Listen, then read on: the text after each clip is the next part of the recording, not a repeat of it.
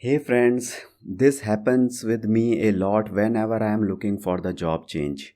I am posting my resume in job sites and then when I am not getting the interview calls, then I am editing my resume again and posting it again. There is always something in my mind that I am not getting the calls because of my resume. Are you also changing your resume again and again? Do you have doubts about your resume? I have seen so many .NET resumes while I was taking interviews of candidates which are not correct. So today I am going to tell 5 mistakes which a .NET developer do while creating the resume. Hey, my name is Happy and I help candidates in cracking .NET interviews. First mistake the .NET developers do in their resume is writing the objective. See, your resume is not about your future objective. It is more about your experience summary until now. What are your future aspirations? That is none of the company business. They want to see what you did in your past projects and how they will get the benefit from it. If you are a fresher, then it might be okay to write objective because you are new in the industry. But after you get some experience, you must write experience summary. In experience summary, you have to include the number of years of experience, the main tech stack like .NET, and then the domain, the functional domain like banking, insurance, travel, e-commerce, etc. etc. So this is the first mistake. Remove objective and include experience summary in your resume.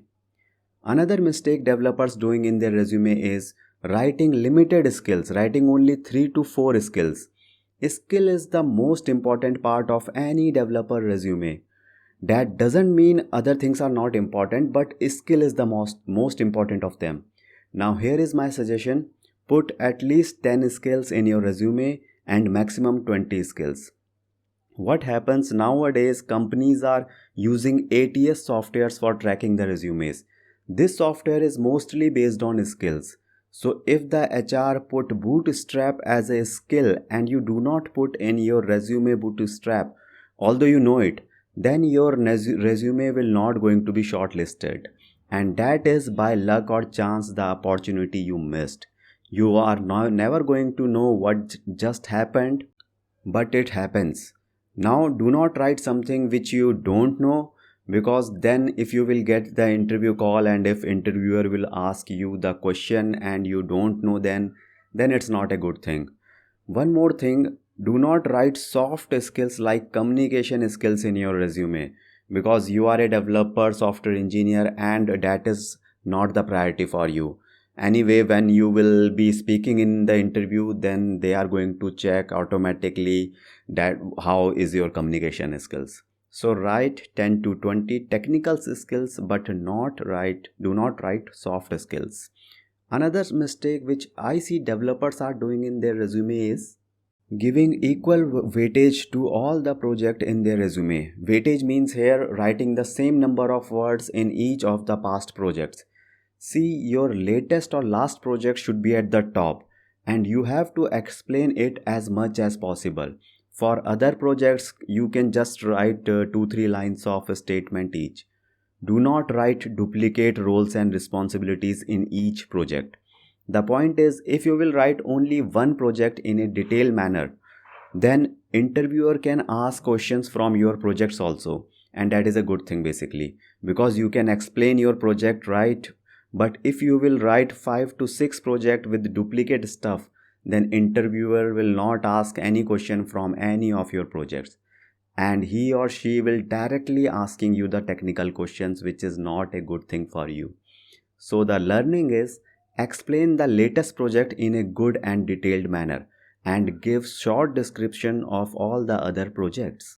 Here is another mistake which developers are doing, creating resumes of more than 2 pages.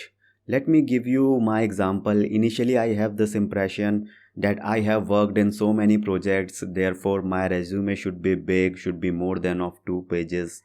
But then one day big company and a big client asked me to share my resume, and the single page resume they wanted. The point is, no one has time to read your resume until you are applying for a CEO job.